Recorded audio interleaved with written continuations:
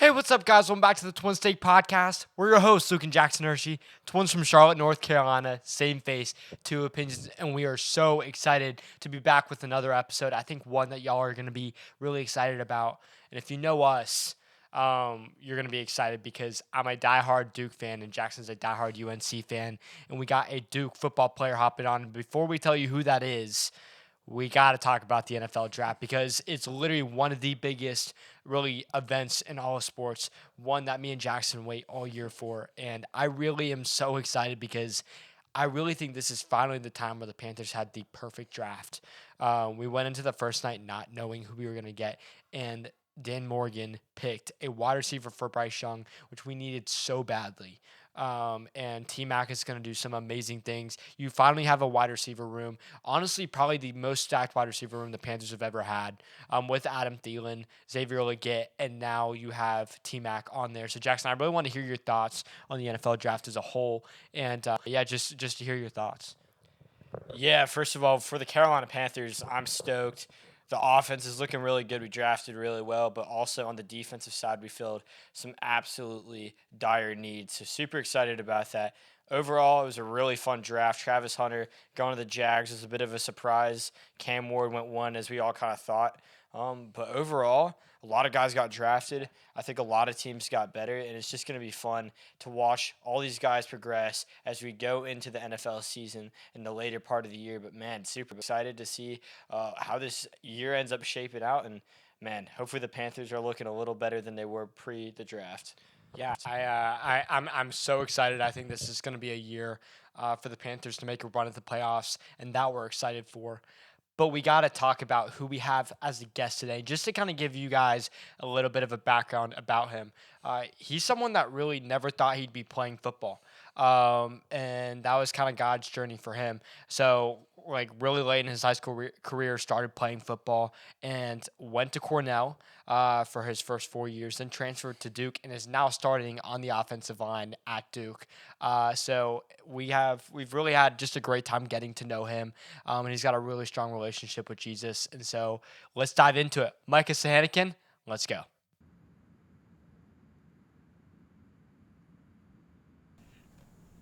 Hey, what's up, guys? Welcome back to the Twin State Podcast. And today we got a really, really special guest hopping on with us today. We got none other than offensive lineman on the Duke football team. We got Micah Sahakian, man. Thank you so much for hopping on. Absolutely. Thank you guys for having me. I'm really appreciate you guys' time. Yeah, man, of course. First of all, y'all are just now starting up spring ball. What's practice been like for you guys? Yeah, no, we've been having a lot of good competition. You know, we do this period called Ring the Bell here, which I think is like we talked a lot about performing under pressure, and so just seeing guys rise to the occasion, seeing our team, spring's a great time where these younger guys, they take these jumps that you're just like, wow. That you see guys just doing things that you're like, that's super cool, like way to go. And it's been really cool to see not only the team come together, but making relationships with players that in the season you might get caught up in things and not be able to do. So just seeing that, and there's nothing better than a little spring ball and balling with the boys. So you miss it, and then it comes back for a little in the spring, which is nice. Yeah, man, I know, especially like going off that off season. I knew y'all were ready to get back at it. But we really wanted to start off and just kind of hear your story. Yeah. Do you remember when you kind of started to play football? Yeah, that's a funny. Yeah, so I didn't actually start playing football till my senior year of high school. Oh, wow, that's crazy. So not many people know that. It's like a hidden fact, but I was a member of the marching band. Actually, I was at saxophone. Loved to play my jazz saxophone.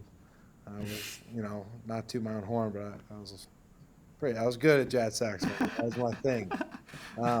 Played a lot of saxophone. Played in the marching band for 3 years, and then my senior year, I met the football coach, and it's almost like the Disney cliche thing that you see, like where he's like, "Oh, you should come play football." And I'm a lifelong Green Bay Packers fan. Go Pack Go, maybe in case anyone's a big fan. But yeah, I mean, I've always just watched, and he brought up the idea of playing, and I was just like, you know what? Why not? And I just remember, learning to play, and didn't even know how to get in an offensive line stance day one. Wow.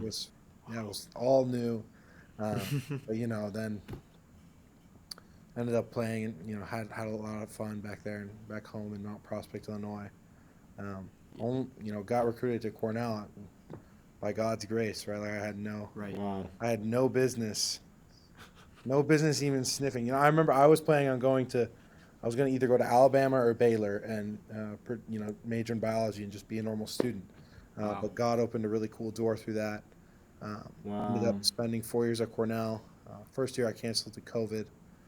Just really formed some good bonds with my teammates there, and got to see God do amazing things through my life. And then my senior year, ended up becoming team captain. Very active and involved in the FCA community there, and seeing God do cool things. And then my last game of college at Cornell, I tear my ACL, right? And like the first drive was kind of unbelievable. Senior day, parents were in the crowd. My whole family came out for the game. And so that was a tough pill. And I had already planned on entering I was actually already in the transfer portal because they allow you to enter early as a grad transfer. So I was, because in the Ivy League, you can't play more than 4 years unless you get hurt. And you can't do grad school and play. They don't allow that. So yeah, it was just like, I'm going to, enter the portal and see what happens. And actually, tearing your ACL in the portal is not, it's not nice. Yeah, it's not ideal. That's certainly not what you want to do. I would not recommend doing that to most people.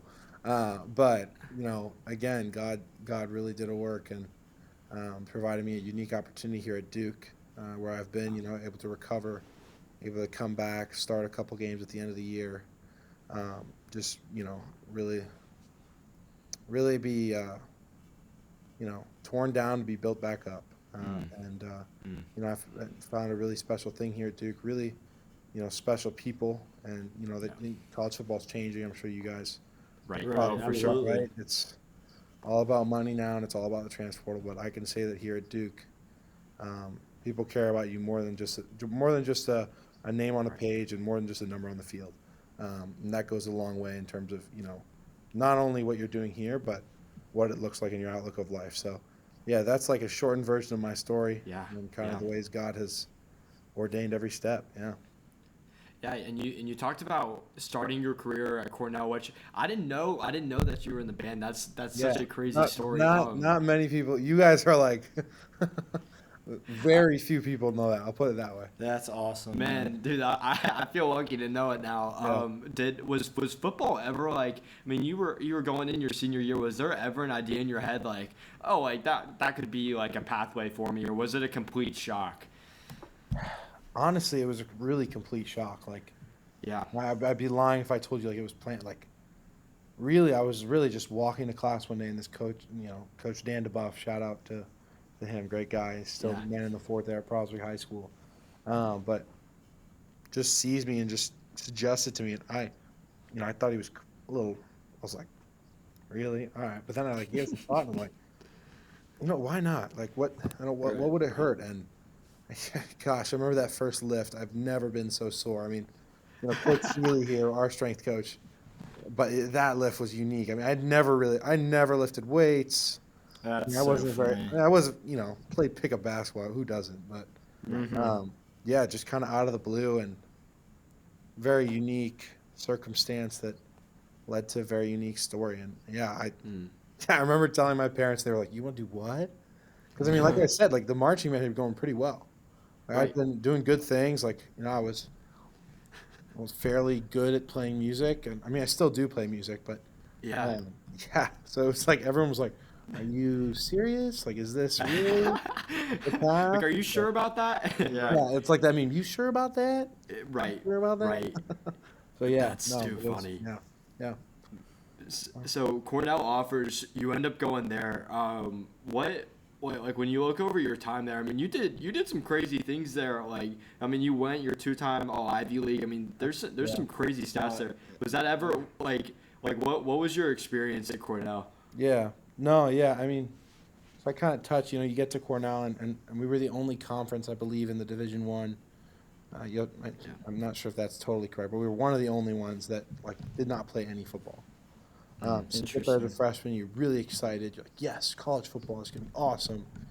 And you're just left with nothing. You know, like even the gyms on campus were closed. Like, so we were busting. Really? And you forget about COVID. Yeah, we would bus to Planet Fitness on like the 7:30 p.m. bus, and we'd take the last bus back at 10 p.m. because none of us had cars. It was awesome. It was That's awesome. so funny. Just like the whole, like all the freshman class. Yeah. It's kind of funny. Yeah. And so that year kind of served. You know, I think back to the guys I played with in my senior year, like that really formulated like some unique bonds with us. And you know, I have really good bonds with everyone I've played with. But like those guys specifically, very unique because we just spent a lot of time together.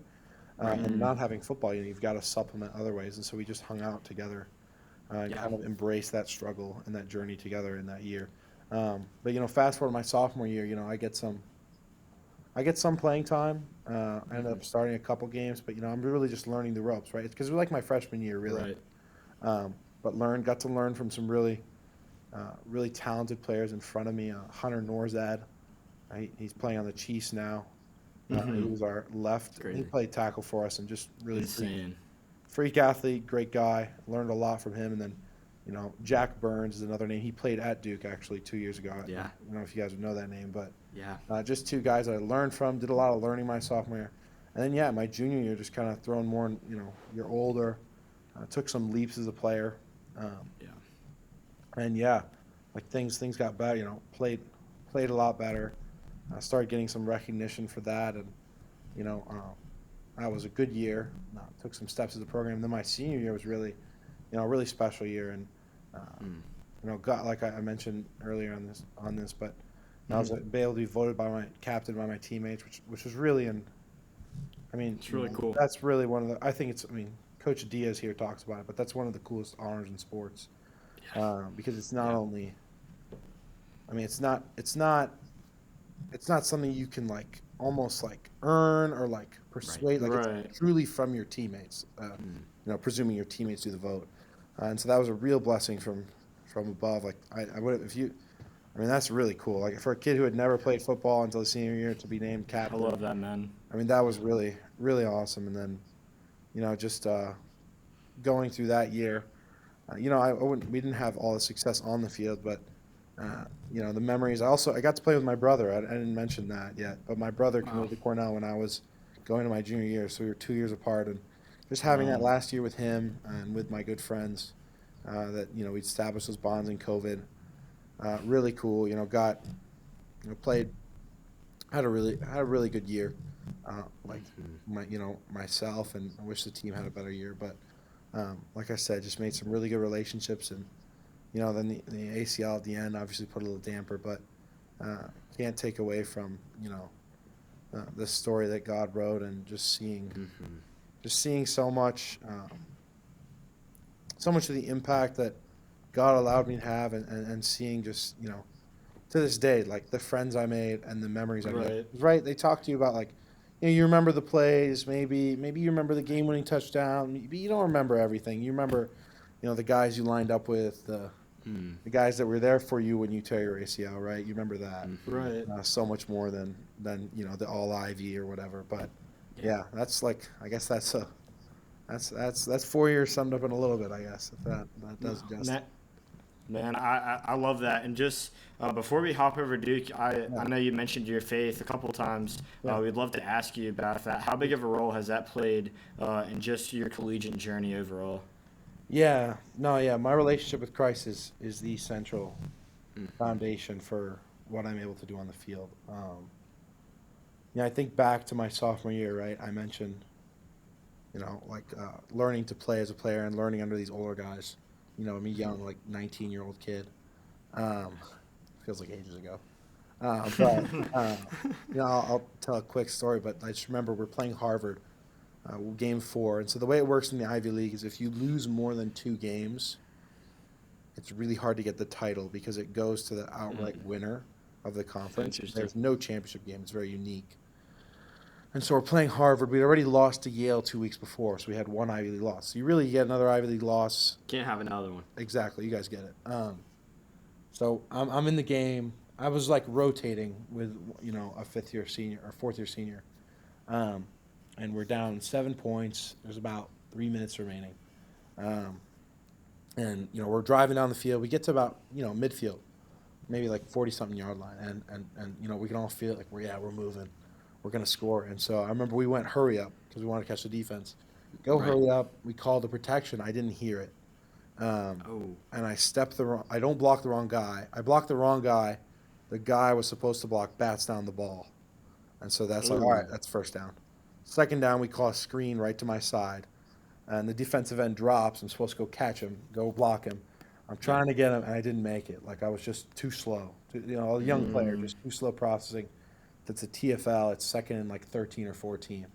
And the next two plays end up being, passes, third and fourth down. Couldn't complete them. I think one of them I had like a press run. And why do I tell this story? Well, I remember sitting in the locker room, like I got a towel over my head. I feel like, I had a large part in the loss, right? Our offensive line coach here tells us, but you never know the 2 or 3 plays are going to decide a football game. It just happened to be like, one of those. Those 3. Yeah, exactly. And I'm sitting there, and at our, a shout out to our FCA leader, Coach Howley, Tom Howley. He runs a great ministry there, but he had shared this song with us. I don't know if it's Gyra by Elevation Worship. Yeah. And it talks about, like, if he dresses the lilies with beauty and splendor, how much more will he clothe you?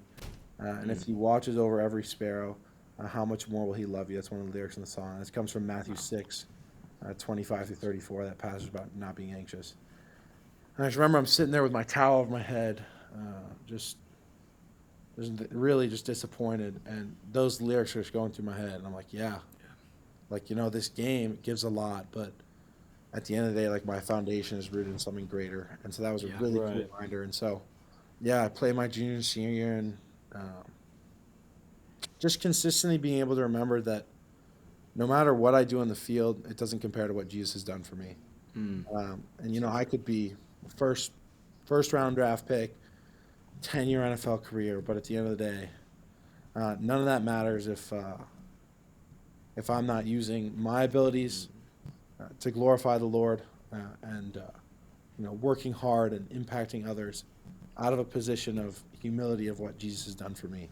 And that's played a really just huge part of the way I prepare, like the way I view this game, right? And it definitely just changed your entire outlook on life. And I think it's so cool, and even hearing you say, like, you tear your ACL your senior year, you're going to enter the transfer portal, you're really already in there, and, like, man, if, like, in our eyes, that's the worst possible thing that can happen at the worst possible time. But God has such a funny way of, like routing, or just he has a bigger picture of that we just don't always understand, but it comes out in a really awesome way, which I thought was really cool. I wanted to ask you, so you enter the transfer portal, and you come to Duke. What was, when you're looking at schools, like, what about Duke really stood out to you that you're like, man, like, I want to go play for Manny Diaz and those guys? Yeah. I remember so obviously, as you can, like, I would always receive these calls when I was in the portal. So I was a coach. He's like, yep, hey, how you doing? My name is so-and-so. You're Micah. Yeah, I like your film. Looks good. Like, what's your status? Like, are you interested in us? And I'd be like, well, yeah, I'm interested, but just so you're aware, like, my knee is currently in the lockout brace for however long. And, that usually ended up not resulting in a call back. I'll put it that way. But I got a call from our director of player personnel here, John Garrett, and he was just like, remember he called me, he goes, yeah, like, watch the film, see where you got hurt. We're interested in you, like, we'll get back to you, just want to hear your status. And I remember he goes, lock in my number, save it. And I hang up the call, and I'm about to go to class. I'm like, yeah, right. I'm like, okay, yeah. I distinctly remember this. I didn't tell him this, but I didn't even save his number. I'm like, yeah, no shot. I'm like, not even saving. This had happened so many times, right? That's funny. Yeah, not saving this number. And then I get a call back later that day after my lab. It was my anatomy lab I was at. And I get a call back. And I remember looking at him, like, who is this number? And I kind of answer, go, hi, this is Micah. And he goes, hey, Micah, it's John Garrett. Do you remember you locked in my number? And I go, oh, coach, I was like, whoa, yeah, this is you. Yeah, I'm here. Yeah, I'm good. Yeah, good to hear from you. And That's awesome. like, look, it was kind of fun. It was pretty fun. He doesn't know that. I should probably tell him that. But he's like, yeah, you want to have you on an official visit, and I was like, yeah, absolutely, I'd love that. And I got here, and like I mentioned it before, but really was, you come from a smaller school like Cornell, and you think, the FBS level, and where guys are playing the higher level, that there's going to be this lack of sense of community, maybe this lack of connection between the coaches and players, lack of connection between the staff.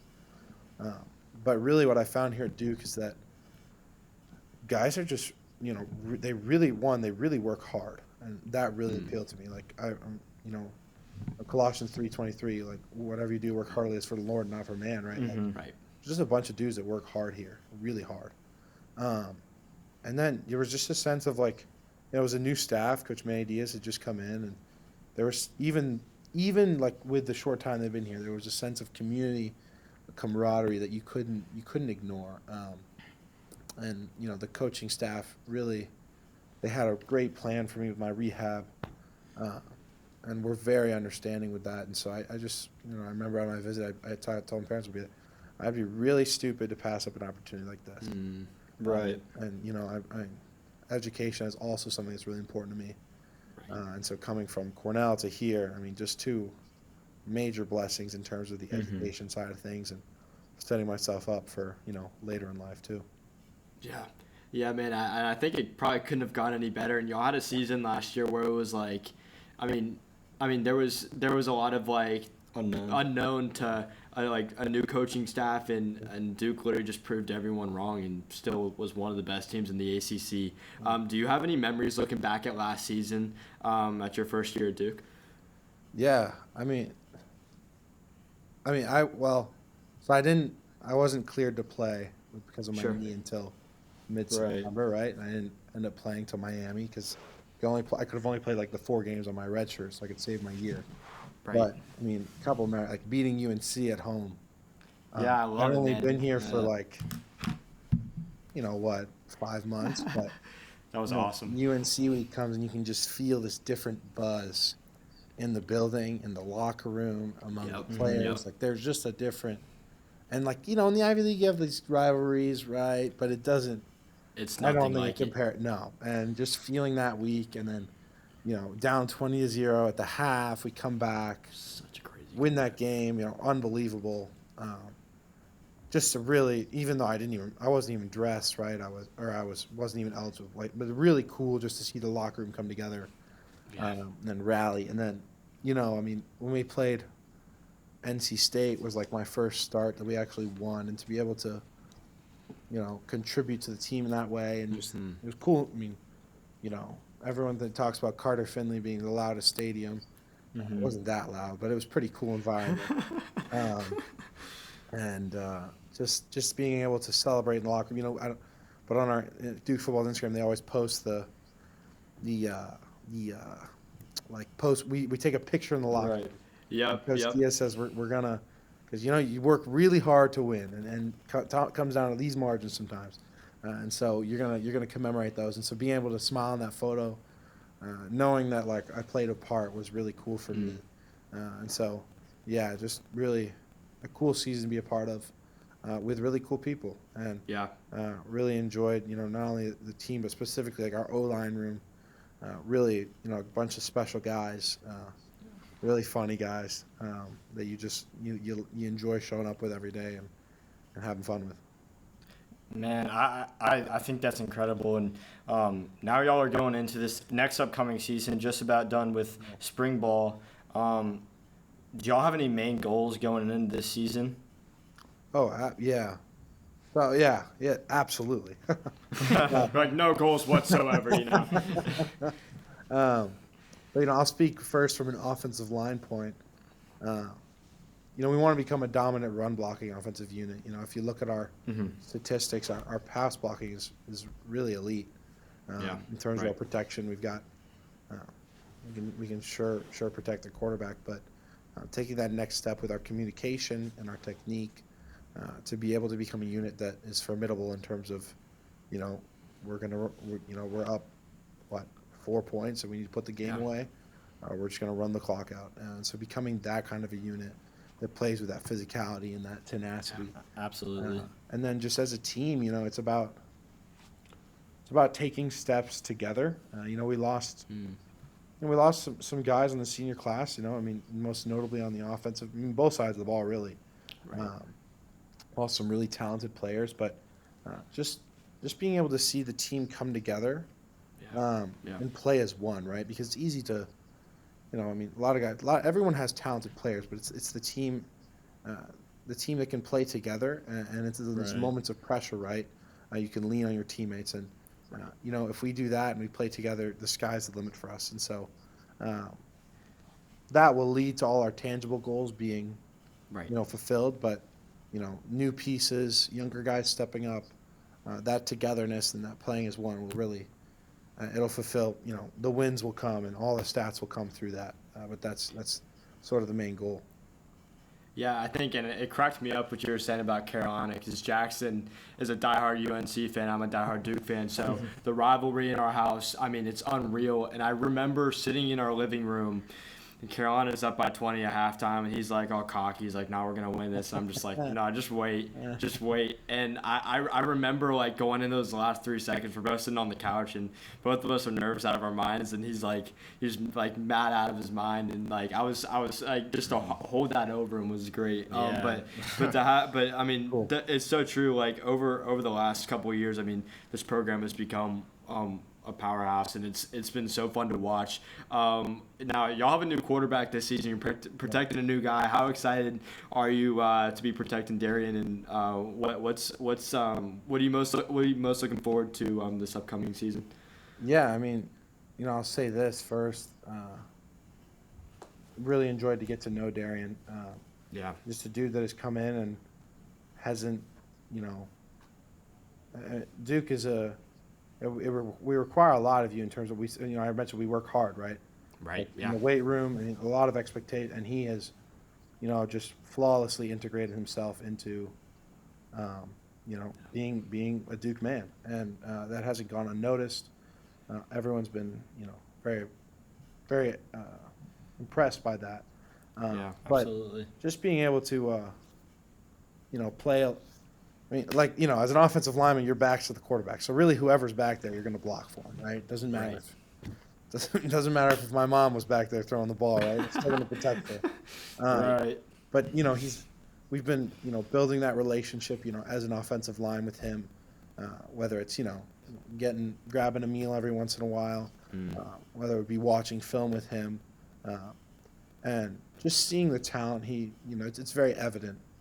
Why he's the top quarterback in the nation, and a lot of pride in protecting for a guy like that. And to top it off, he's a good human being in terms of the way he treats others and treats his teammates. And that doesn't go unnoticed either, right? Like when a new player comes in, it's how do you fit in with the team and how do you treat your teammates, and do you work and how do you work hard? And he's checked all those boxes, and grateful to have him here. Grateful for him, Henry, and Dan, all in that room, quarterback room. And like I said, whoever's toting the rock back there, it's cool. But no, it's good, really good to have Darian here, and really good to protect for him, and also run the ball for the running back room, the stable room we call it, the stable. Man, we love that, and we just have one final question for you. Just kind of looking over your entire journey between injuries and success, and just moments where God's really worked through your life. What would you say is kind of the biggest lesson you've learned throughout your years of football? Good question. I know it's a tough one. No. It's a good question, really good question. But I'll say this: I think a lot about your eyes, and Psalm 121 talks about lifting your eyes to the hills. Where does your help come from? It comes from the Lord, the maker of heaven and earth, right? And there's this verse in can't remember if it's 1st or 2nd Corinthians. Sure. But it's when the King Jehoshaphat and his army, and God does this on multiple occasions throughout the Bible. But you're presented with this big challenge, this big army they're fighting against, and time again, God's people look like they're undermanned. Time and time again, it seems like God may have forgotten about you. But there are these words in I can't, like I said, I can't remember 1st, 2nd Corinthians, but Right. it's the King utters like, "We don't know what to do, but our eyes are on you." And I think that's been a really powerful reminder in my life. I talk about the ups and downs, getting hurt, Right.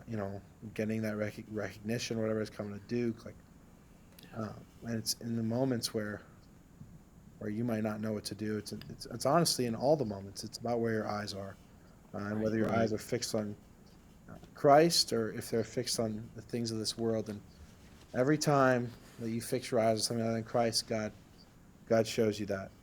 And so, just as an overarching lesson, where your eyes are is where your feet will go. And fixing your eyes on the Lord and the promises He has for you goes a lot longer and further ways than anything that this game of football can bring me. So yeah, true. That's